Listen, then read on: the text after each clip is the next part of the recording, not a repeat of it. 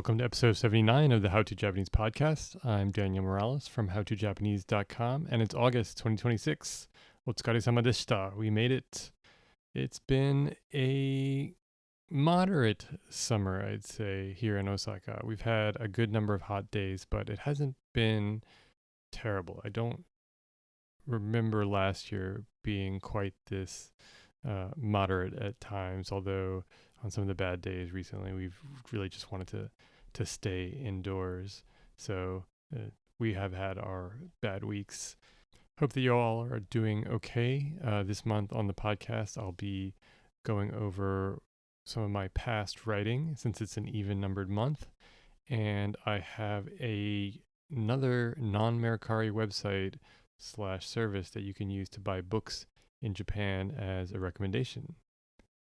This month, I'm looking back at an article I wrote in May of 2016 for the Japan Times. It's one of my favorites, and it's about incomplete sentences. I say sentences, but I think as you'll see, it's not quite that simple. When I was researching that article, I found this really great kind of journal article from a book called Developing Interactional Competence in a Japanese Study Abroad Context by a writer named Naoko Taguchi. And in that book, there's an article called Incomplete Utterance Ending in Japanese, quote unquote. And I think the reason why she uses utterance here is because she's talking mostly about spoken language in this case, rather than kind of limiting her to sentence or something like that. She uses utterance because it's spoken. When I was prepping for this month's newsletter and kind of started looking around a little bit, I discovered that the searches that I was finding for fukanzen na bun were mostly limited to English grammar discussions. So literally incomplete sentences. This fukanzen na bun is literally incomplete bun being the word for sentence in Japanese, but almost all the hits had to do with English. I think that was because it was discussing incomplete sentences in English. And so I started kind of trying to find what was going on here and how I could find references to the equivalent of these incomplete utterances in Japanese. And what I found was fukanzen na jutsugo. Jutsugo being the Japanese word for predicate, what is generally translated as predicate. And so I'm kind of starting the podcast backwards this month because I wrote about incomplete sentences, or my incomplete sentences article from the Japan Times in the newsletter, and then at the very end mentioned this fact that I had discovered or learned for myself, that incomplete predicates, fukanzen na jutsugo, seems to be the way that it gets referred to in Japanese when referring to Japanese grammar. And I kind of expanded on that in my blog post. And I did that by looking at what is a jutsugo, what is a predicate. And in order to do so, I started looking through some of the grammar books that I have, the Japanese grammar books. I have a couple that I've been reading. I haven't written about them just yet, but I didn't find anything that was really, I felt like, summed it up quite in a way that was helpful just yet. So I started looking back at something I wrote in October 2021. Before I started at IUC, the 10-month language program there, I was in Chicago. We started remotely, and I had quit my job in, I think, around August. I think probably on August 1st, so that I could keep having my health insurance for that month before I switched over to the marketplace in health insurance in September. And I had basically August free. And so I started reading this book that I had bought when I was living in Tokyo, probably around 2009, 2010, and hadn't read to that point for 10 years. So I had been sitting on this book for 10 years, and it was called Nihongo no Bunpo Nyumon by a writer named Murata Mizue. And I was reading it about 10 or so pages a day, 10 to 15 pages a day, I think, based on that newsletter from October 2021. And it was great. It was an interesting book. It wasn't easy. It was very interesting because it was kind of a new way to learn about Japanese grammar. It was Japanese writing about Japanese grammar for Japanese rather than Japanese writing about Japanese grammar for non native speakers of Japanese. And in that article, I wrote about kind of some of the core words that I thought were really useful. It's the core grammatical words. I'm not going to be going into that today, but I thought, okay, what other books, if the books I have here with me now in Osaka aren't really kind of summing up jutsugo, aren't summing up predicate in a way that I thought would be helpful, maybe this book would. I didn't have the book on me, unfortunately. I checked my bookshelf and I had left it, I think, in the US. But fortunately, we're in Japan and I was able to find a copy for 600 yen on Mercari. It came 2 or 3 days later. And I've since been kind of refreshing with the book and I'm like extremely pleased to find that it's really one of the clearest and easiest to understand summaries of Japanese grammar that I've encountered. It has a lot of uh, problems, or kind of not problems, but by problems I mean like gimon, so questions and work. I want to say workbook, but that's not quite what it is. It's all these like practice questions that you can uh, fill out to kind of practice with some of the grammatical things and get a better understanding of them. I don't think you need to do all of those. I think it can be helpful, but I think even just reading through some of it is really useful. I think it will take some patience if you haven't spent much time reading Japanese grammar yet. But what does this book say about Jutsugo? What was I able to find in this book? Was that helpful for me? Yes, it was. And I think even in this book, though, it wasn't that simple. There wasn't like one page that really summed up the whole thing. It was in several different places over the course of the book, but there was one section that had a kind of basic approach to jutsugo. And I found 2 sentences that I shared in the newsletter, or actually, no, in the blog post about that. And this is what I was able to find on page 30. There's a very short summary. It says, 述語は文を締めくくる大切な要素であり、それには動詞、形容詞の他に名詞プラス判定詞だであるですがあります。I'll read that one more time. 述語は文を締めくくる大切な要素であり、それには動詞、形容詞の他に名詞プラス判定詞だであるですがあります。And that plus is literally a plus symbol. And so if you translate this into English, it is jutsugo are an important element that conclude a sentence and include verbs and adjectives, as well as nouns combined with hanteishi, which translates as copula. And in parentheses, that would be da, dearu, and des. So you can see that even Murata in the Japanese defines what a hanteishi is. Hanteishi is one of the Japanese parts of speech, and the 3 varieties are da, dearu, and des, the copula, as we call it in English. I don't know what copula means. If anybody wants to write in about what copula means, I'm sure I could figure it out if I looked it up, but I don't have it in front of mind at the moment.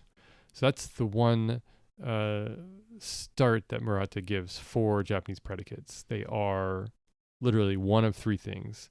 They are the verb, the adjective, or the noun plus copula da de aru des that conclude a Japanese sentence and play a major role in it.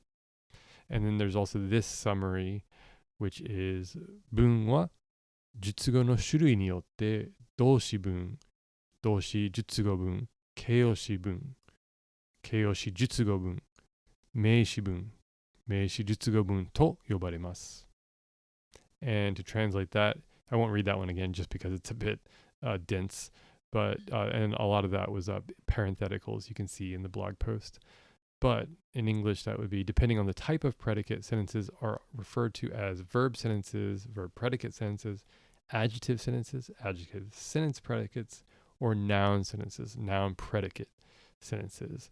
And I think it's a kind of helpful way to think about Japanese. Japanese, I think we know the important bit comes at the end, but I don't think teachers of Japanese as a language really emphasize how do you make a complete statement in Japanese? How do you make a complete sentence in Japanese?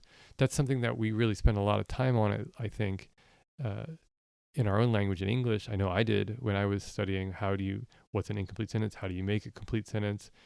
How do you use commas to bring two sentences together and make a complex sentence? Things like that. In Japanese, I don't think anyone ever said, you need one of these three things to make a complete statement in Japanese. And then you can discuss it from a lot of different aspects there. You could say, okay, now how does that idea interact with the idea of having a topic, using wa to introduce a topic? You can introduce wa, but you still need, one of these three things to make a sentence in Japanese. It's a really, I think, incredibly helpful way to think about Japanese. And so when you have an incomplete utterance or an incomplete sentence, in Japanese, it is a fukanzen na jutsugo. So it's one of these three things that is missing: a keoshi, right? A doshi, or a noun with this, da de aru desu. So that's what I looked at in the blog. And now, getting back to the newsletter, I looked at first this article, incomplete utterance ending in Japanese. And it's really summed up with one short sentence, which is that the pervasiveness of ellipsis and incomplete endings is a characteristic of Japanese communication. So if you are not learning how to use incomplete endings, incomplete predicates, you essentially are missing out on a huge chunk of Japanese. And in the article, this author, Taguchi, she cites studies that say Japanese use incomplete sentences 25 to 50% of the time they're speaking. 25 to 50% of the time. Nearly half the time native Japanese use Japanese, they are not finishing their sentences. That's a very interesting idea. And there were two other studies that say that second language learners only use incomplete sentences 12% of the time, and then another said only 4% of the time. So my idea in this newsletter is that you can make yourself sound more fluent, more native, more natural by using incomplete sentences. And she gives a couple interesting reasons about why you would do this. Why do Japanese speakers use incomplete sentences? And the reasons are, one, they use them to be less definite, which can be a strategic advantage in communication. Another reason is that because communication is interactive, speaking with incomplete sentences kind of allows a conversation partner to take their turn. So it's this turn creation, this interaction. And a third is that if you don't end your sentence, you don't have to choose whether to use the distal form, formal Japanese, polite Japanese, or the direct plain form, casual Japanese. So if you are uncertain about your social relationship with a conversation partner, just don't end your sentence, and you never have to get to the desmas or the da de aru and reveal that you don't know what your social relationship is. And then also the last one she says is that it's more economical to speak incompletely. A lot of the sentences that she introduced, I went through in my Japan Times article, which was a bit kind of jumps all over the place. I want to write more about this at some point, and I need to kind of organize them in some kind of like more natural way. But I'll just kind of go through the example sentences that I went through in the article, which the first one is, one of the very first sentences that we learn as students of Japanese is onamae wa. Onamae wa. This is an incomplete phrase, right? And this onamae wa, establishing the topic, what are you leaving out? You're leaving out nan desu ka.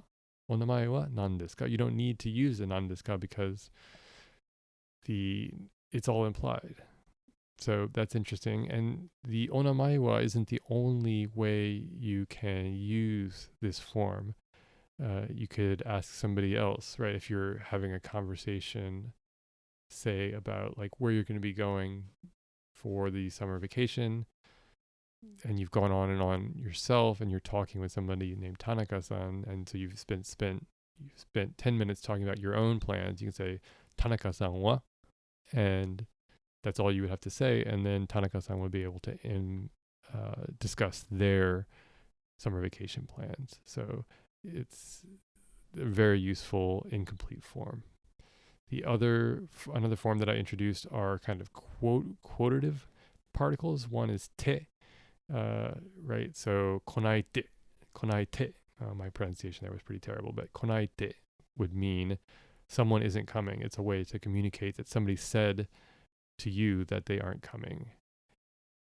Or you could quote just about anything. Another example that I used is kapu ga kattara biiru o ogotte kureru te. So somebody says he or she will treat us to beers if the Hiroshima Carp win their game. So just tag te onto the end of anything, and you can quote something. Another way this is useful is when you're talking with somebody and you're not quite sure what they're saying. Actually, I should go back to that last example real quick. What's getting left out here? I have to always remember to do that. So in this case, you're just leaving off whatever the verb is for communication. Konaite iimashita. So iimasu here, you're leaving off, or konaite yutta, something like that. That yutta would be left off. And again, this next one is like, say, somebody is discussing, man, this is really dated because I guess I wrote it in 2016. And in the article, I talked about the Trans Pacific Partnership, which was a big, at the time, kind of like political issue between the US, Japan and the rest of Asia, and trying to get the US involved, maybe. But if somebody was talking about the mondai, right? If there was if you were talking with a professor and they were saying, various, mondai because of this Trans-Pacific Partnership, and you wanted clarification about what exactly those mondai are, all you have to say is mondai to oshaimasu to, and then what's implied after that is something like, kuwashiku doyu mondai nandeshouka, something like that. And this oshaimasu is just a kind of polite version of imasu. So it literally means when you say mondai, what specifically do you mean, or something like that. So anytime you're confused about a specific thing, just mark it with to oshaimasu to, and in a kind of question way. It's an easy way to get somebody to maybe like go into a little bit more detail. I talked about using incomplete sentences to modulate your tone, specifically shi as an explanatory, using the janai shisa, and ask somebody like why you wouldn't go on a date with somebody, and I said that you could say zenzen type janai shisa, because she isn't my type at all, and it would make you sound like a teenager or something like that. Or if you wanted to be a little bit more circumspect, you could just end your sentence with node,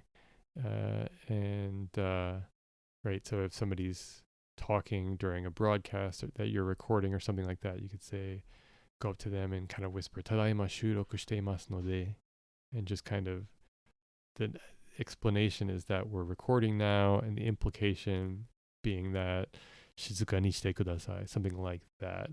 But the node, just like shi up at the top, is an explanatory, but it just has a different kind of tone. That the shi would be a little bit more direct, and then the node a lot more kind of like polite. One thing that also gets mentioned in the journal article that I talked about was just stacking te form verbs one after the other to kind of discuss something that you've done, and I used meguro ni itte. If you're explaining, like I said, if you're explaining how you spent your day or your weekend, you could say meguro ni itte chotto bura bura shite mecha oishii mucha oishii unagi tabete, and you're just stacking these te form all one on top of the other, and then that's really all you need to do. You don't need to kind of conclude the sentence in a lot of times. And Taguchi talks about two people kind of like reminiscing about something that had happened, and they're each kind of going back and forth with these te form back and forth. So it's this kind of turn taking that's interesting. Another one that's really interesting is that I didn't get into too much detail in the article is the conditional forms. All the Japanese conditional forms can basically be incomplete sentences. So the one that I use is is tabete minai to ne. Tabete minai to ne. Jibun de itte tabete minai to ne, which is you really need to go and try it yourself, but that's how you translate it. But it really means if you don't go and for yourself and eat it. That's all it means. And left off is implied, zannen or mottainai or something like that are wakaranai, you wouldn't understand if you don't go. But these conditional forms is actually, I discussed one in the newsletter that I talked about recently in the in a past newsletter, which is itadakereba. And sometimes all you have to say is, もう少しご説明いただければ, and then you can end the sentence there. You don't have to say the saiwai this, which is what I wrote about, right? Often you do see this itadakereba to omoimasu or something like that, and it's this incomplete sentence that's kind of like concluded with this to omoimasu, which feels kind of it's an interesting way. It's an interesting solution to you're completing an incomplete sentence, but it's really just kind of like putting a cap on it. You're not really completing the phrase. So it's that's a super interesting construction to me. And there's a couple other conditionals that I didn't write about that I'd like to get into at some point. But you can think about minai to itadakereba, itte mitara, things like that. These constructions that are kind of these conditional phrases can often be used in incomplete forms. And getting toward the end of the article here, at which point I went over one of the core ones, which is the ndakedo, which is probably maybe the second incomplete sentence that students learn, right? The first one being onamae wa, right? And the second one being something like ikitai n dakedo, I'd like to go, but then kind of the unspoken reasoning behind why you don't want to go. Maybe you don't want to say. Again, there's a strategic reason you don't want to say or something like that. But it's super handy or something like that. Or even just I remember one of the sentences from Japanese, the spoken language is kikitai desu ga, something like that. It's just an easy way, a very natural way to say, I'd like to ask a question, but is technically an incomplete sentence with this but, trailing but on the end, not really kind of necessary in terms of communicating meaning other than creating the context and the space for somebody, your conversation partner, to understand what exactly it is you want. So it's very interesting. And then the one sentence that I did kind of bring back from the Japan Times article into the newsletter is one of my favorites because it showed up on a Facebook post that a friend of a friend had shared. And I guess I can share his name because it's not his real name, and two, it looks like he doesn't really update on Facebook that much. For a while, he was updating every New Year's on January 1st, but his name was Oden Deka on Facebook, which is hilarious because it just means a giant oden. And I've talked about oden in other podcasts in the past, but oden is this great, like, kind of stewed Japanese skewered foods. And he had this really funny Japanese post on Facebook that was こんな時間にヒレカツ丼を食ってる俺は一体だだだこんな時間にヒレカツ丼を食ってる俺は一体だだだ And the ittai is so great because it immediately implies what comes next on its own, and what ittai is usually combined with question words of some kind. So ittai nani, ittai doko, ittai dare, something like that. And in this case, you can imagine a lot of different options. You could say 一体何考えているの or 一体何しているの一体何なんだ right? So 俺は一体何考えてる what am I thinking? 俺は一体何しているの what am I doing? What the heck am I doing? And this 一体 is kind of like the heck, right? It's this kind of emphatic, extreme questioning.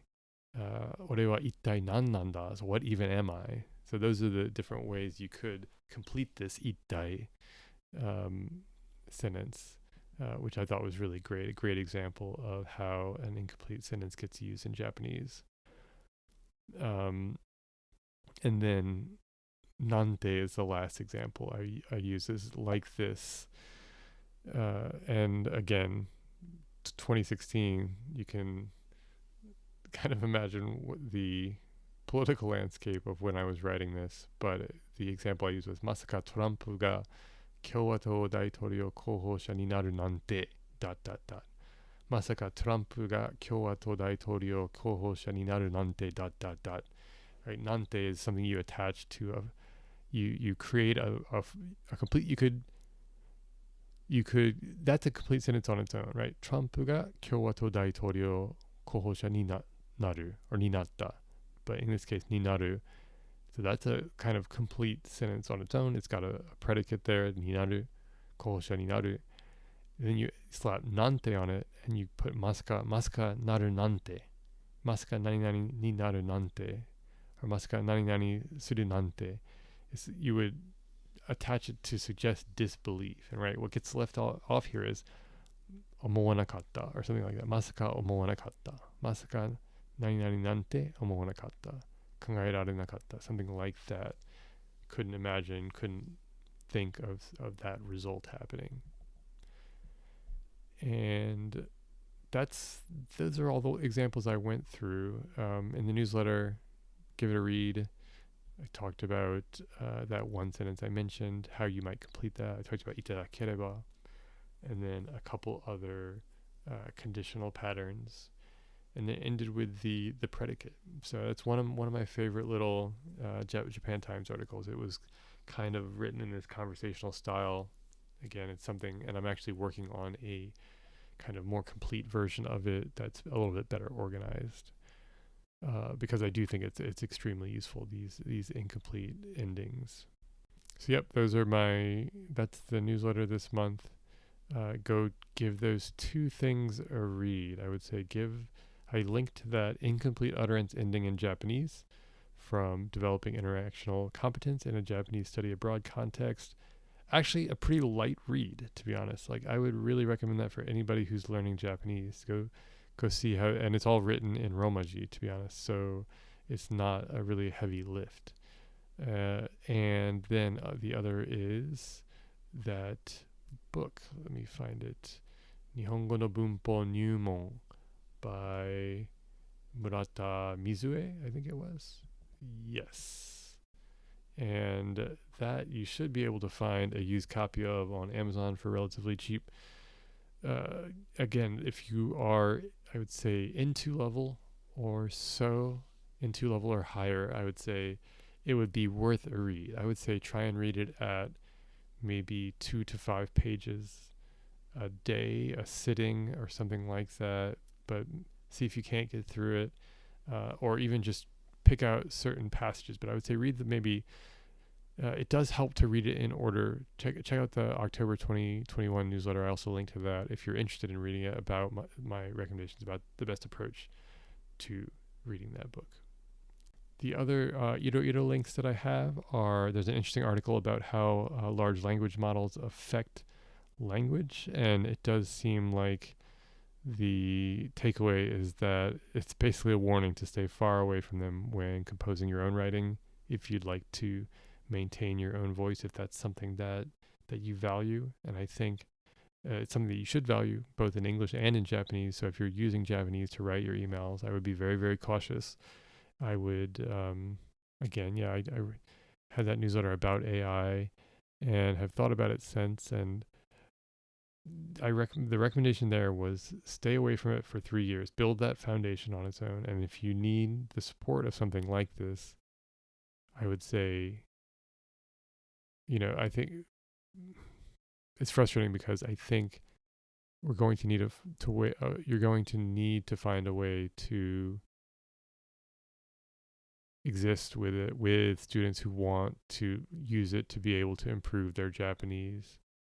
And I think the only way to do that is you have to do a draft on your own first, and then you can't be copying and pasting if you want to be doing any of that. You can only you have to do that initial lift on your own, or it is doing the language for you, which is a dangerous place to be, I would say. Yeah, who knows? We'll see how this AI thing plays out, but may have more thoughts on that in the future. And then I have a link to an article from The Guardian about NBA coverage at ESPN, talking specifically about the mistakes that Stephen A. has made about the firing of Zach Lowe. And it's an interesting read. It reminds me of two things. One, it reminds me of that article in The Atlantic recently about people not reading anymore, which is maybe a little bit overdone. But the reason why it reminded me of that is because it talks about people not watching full basketball games anymore and relying really just on the highlights to kind of understand things. And that's something that I've felt pretty keenly. It's kind of hard to sit down and commit to watching a whole basketball game without having a second screen in front of you, whether that's, your phone open to social media or something like that. So it can be kind of meditative, almost like watching a movie these days, which is tough to sit down and watch a basketball game. And so I think that can be a good thing to practice.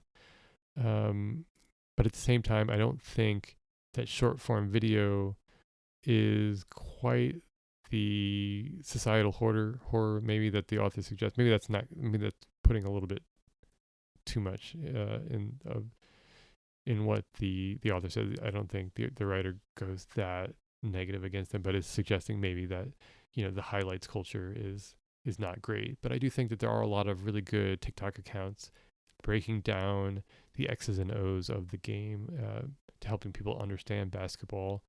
And if you're watching those accounts, it can be super educational. I would say they're on the same level of Zach Lowe in terms of helping you understand basketball. So definitely worth getting on TikTok and training the algorithm to give you those kind of accounts rather than accounts that are just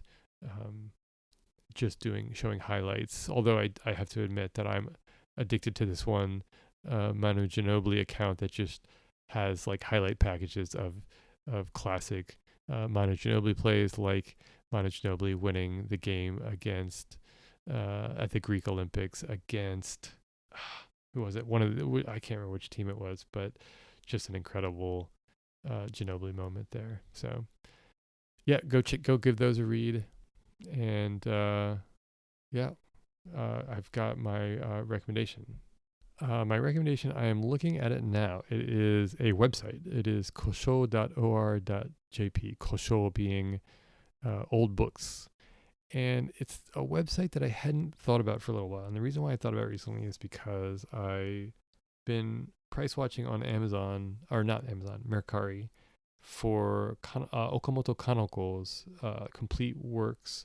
There's a really great complete works edition of hers put out in the 70s, I think probably funded by her son, the really famous artist Okamoto Taro, because it's got the cover design has this amazing blue and red, like kind of very Taro like art, like these just like swaths of color. and uh, they came out in the 70s, and they're much more kind of like organized than the kind of bunkobon zenshu complete works that came out and are pretty cheap and available. And so I've been looking for them. They're a little bit hard to find, and finally one came up, but I don't want to buy the whole set because there's a bunch of them. I'm not really interested in reading her fiction. I want to read her Zuihitsu essays. And so one finally came up, and so I bought it. It was about 3,000 yen. And it finally included, it came with a little pamphlet that explains all the other uh, volumes in the Zenshu, like what they include. And so I was finally able to get a really good look because I wasn't able to find this information online anywhere for whatever reason. Maybe I just wasn't kind of like looking in the right places. Probably needed to just sit down and figure it out. But I figured out that I needed volume 11. Then that I had bought volume like 14. There's like 4 volumes of Zuihitsu, but the Zuihitsu I was interested in are the essays she wrote when she traveled abroad and was living in Europe in the 1920s and 30s, I think. And during that time, Taro actually met with Pablo Picasso in France, which is crazy. So that inspired me to kind of sit down one day and be like, okay, let's find this volume 11. So I did a search for it, and this site came up. And I remembered it because I was like, this is really familiar. I remember somebody recommending it, perhaps Matt Trevod from No Sword. I don't remember. But I tried logging in, and it got that there's already an account associated with this email address message that you sometimes run into when you've already registered for a website, and I didn't have my password saved or anything. So I redid my password, got logged in, and saw that at some point during the pandemic in 2020, I had tried to order one of the bunkobon copies of Okamoto Kaneko's complete works, kind of ironically. And of course, they didn't ship to the U.S., unfortunately. And it was very funny to see my address registered to Chicago and everything. So there was a shop in Fukuoka though that had this volume 11 for 1,000 yen, which was great, much better deal than I got on Mercari. I was able to update my address to Osaka and put in an order. And I will tell you how it works. You put in the order, and then it takes a day or two to process or something like that. And then I guess what it does is it essentially, I think that these smaller used bookstores are kind of registered with this kosho.or.jp and are able to list what they have there somehow. And so maybe there's multiple shops that have these same items. I don't know. But so I completed my purchase. A day later, I got an email saying from the Fukuoka used bookstore saying you can now pay for your purchase. And so I paid for it with a credit card online. And then a couple days later, it showed up. And so now I have this Zuihitsu from Okamoto Kaneko when she was traveling abroad. Very interesting, very cool. And I haven't explored it too much, but I searched for Moto Hagio manga, Moto Hagio being or Hagio Moto. I can't remember. I always forget which one it is. Let me correct that now while I'm thinking about it. Moto Hagio. It's Hagio Moto. Yeah, Hagio Moto, and she's a very well-known shoujo manga writer. And I found one of her books at a great used bookstore here in Osaka. And so I'm curious to read some of her works. And so I just wanted to kind of see what they had. And they had a number of different volumes for really good prices. And so I feel like this probably needs to be your very first stop for anything that's like relatively rare, relatively old, or even just anything, to be honest. Like Mercari, I think is good for especially mass market stuff that is really widely available because you'll probably be able to find a copy for 300 yen that's in good condition. But anything that's like maybe a little bit more off the beaten path, I would say give kosho.or.jp a look and see if you can't find something cool there first. It does look like they have a bunch of really rare books too, so that might not be what you're immediately looking for, but seeing lots of different stuff. I'll try and explore maybe a little bit for next month and see if I can't like find like maybe like 5 cool examples to share on the podcast. That's all I've got for the newsletter this month. I hope that's interesting. Incomplete sentences, use them or sound less fluent, I guess is the lesson here today. And really the critical thing is knowing what's getting left out. Think about what's getting left out. And I feel like that's how you get to the point where you can use these actively. You need to know the whole sentence first before you can start using them incompletely. And maybe that's one thing that teachers of Japanese need to do more, which is just kind of sit down and explain some of these full sentences and then show how they can be used partially. But yep, I've already got the September newsletter just about drafted, and as well as the September blog post. Pretty excited about that one. It's a cool one, and so well, it's really just been about finding time to sit down and record this podcast with everything going on. But that's what's held me up this month. Hope you all are having a great summer and that things are winding down just a little bit longer, and Silver Week will be here, so we'll get a nice little break, and hopefully things will start to cool down. Take it easy, and we'll see you in September.